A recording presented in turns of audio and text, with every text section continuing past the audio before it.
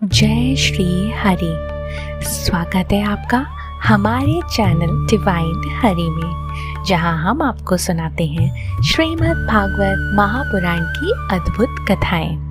मैं हूं आपकी मित्र और कथावाचक, और आज हम लेकर आए हैं स्कंद 5 का अध्याय 7, ऋषभ देव जी के सबसे बड़े पुत्र भरत का चरित्र। इससे पहले के भाग में हमने सुना कि किस प्रकार ऋषभ देव जी ने पृथ्वी का शासन संभाला और अपने पुत्रों को उपदेश दिया। अगर आपने पिछला भाग नहीं सुना है तो उसका लिंक आपको डिस्क्रिप्शन में मिल जाएगा, अवश्य सुने। और हाँ, अगर आप हमारे चैनल पर नए आए हैं तो चैनल को सब्सक्राइब करें, वीडियोस को लाइक करें, कमेंट करें और बेल आइकन ज़रूर दबाएं, ताकि हमारी हर नई कथा का संदेश सबसे पहले आपको मिले। तो चलिए अब हम प्रवेश करते हैं आज की इस पावन कथा में। ओम नमो भगवते वासुदेवाय। भगवान कृपया मुझे भरत महाराज के चरित्र का वर्णन करें। दिया राजन सुनो। महाराज भरत भगवान के अनन्य भक्त थे। ऋषभ देव जी ने उन्हें अपने संकल्प मात्र से पृथ्वी की रक्षा का कार्य सौंपा। भरत महाराज ने अपने धर्म में स्थिर रहते हुए प्रजा की रक्षा ऐसे की मानो उनके अपने पुत्र हो। वात्सल्य, करुणा और न्याय से भरा शासन। उन्होंने विश्व रूप का विवाह पंचजनी से कराया, जिनसे 5 तेजस्वी पुत्र हुए: सुमति, राष्ट्रभू, सुदर्शन, आवरण और धूमकेतु। और यही वह काल था जब इस अजनाब वर्ष का नाम बदलकर भारत वर्ष रखा गया, भरत महाराज के नाम पर। तब ये भूमि हमारी मातृभूमि भारत कहलाने लगी। भरत महाराज केवल राज धर्म में नहीं, बल्कि वैदिक यज्ञों और भगवान की उपासना में भी अत्यंत निपुण थे। वे सभी ऋत्विजों द्वारा अग्निहोत्र, चातुर्मास्य, पशु यज्ञ और सोम यज्ञ का आयोजन करते, परंतु उन यज्ञों से जो पुण्य फल मिलता उससे वे अपने लिए नहीं रखते, सीधे भगवान वासुदेव को अर्पित करते। उनका ये भाव था, सारे देवता, सारी शक्ति और सभी यज्ञ के फल के स्वामी केवल भगवान हैं।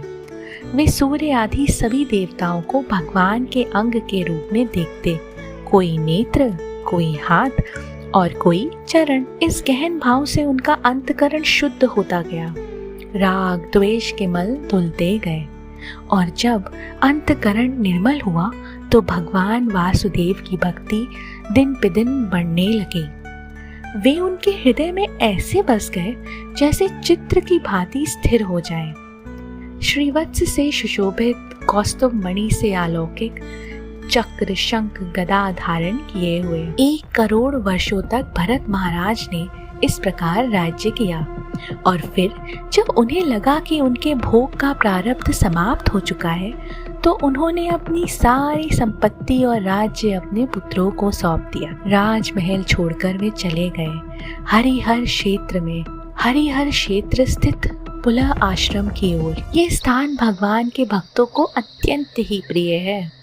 यहीं बहती है पवित्र गंगा की नदी, जिनकी लहरों में चक्राकार शालग्राम शिलाएं चमकती हैं। पुलह आश्रम के एकांत उपवन में भरत महाराज ने निवास किया। वहाँ वे पत्र, पुष्प, तुलसी दल, कंदमूल और जल से भगवान की आराधना करते।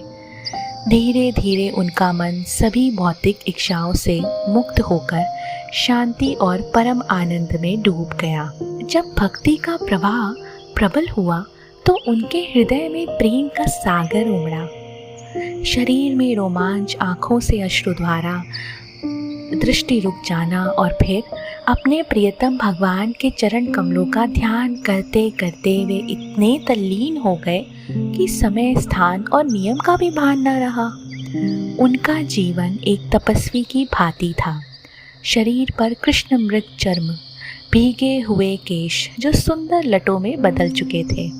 प्रातः काल से वे सूर्य देव की आराधना करते और कहते, हे सूर्य देव, आपका तेज प्रकृति से परे है, आप ही इस जगत के उत्पत्ति कारण हैं, आप ही इसके रक्षक हैं। हम आपकी शरण में हैं, जो बुद्धि को प्रकाशित करते हैं और जीवों की रक्षा करते हैं। डियर लिसनर्स, भरत महाराज का जीवन हमें एक गहरी शिक्षा देता है। धर्म, भक्ति और त्याग का संतुलन ही जीवन की वास्तविक सफलता है। राजसत्ता हो या तपस्वी जीवन, जब तक वह भगवान को अर्पित नहीं तब तक अधूरा है। भरत महाराज ने दिखाया कि सच्चा राजा वही है जो सत्ता को भगवान की सेवा बना दे, और सच्चा भक्त वही है जो अपनी समस्त उपलब्धियों को प्रभु चरणों में अर्पित करे। आज की कथा यहीं समाप्त होती है। अगर आपको ये कथा अच्छी लगी हो तो लाइक, शेयर और सब्सक्राइब करें। बेल आइकन ज़रूर दबाएं ताकि अगली कथा आप तक सबसे पहले पहुँचे। अपनी राय और भावनाएं कमेंट में लिखना ना भूलें। आपके विचार हमें और प्रेरणा देते हैं। अगले भाग में हम सुनेंगे भरत महाराज के आगे के अद्भुत प्रसंग। तब तक के लिए श्री हरि की कृपा आप सभी पर बनी रहे। धन्यवाद। जय श्री हरि।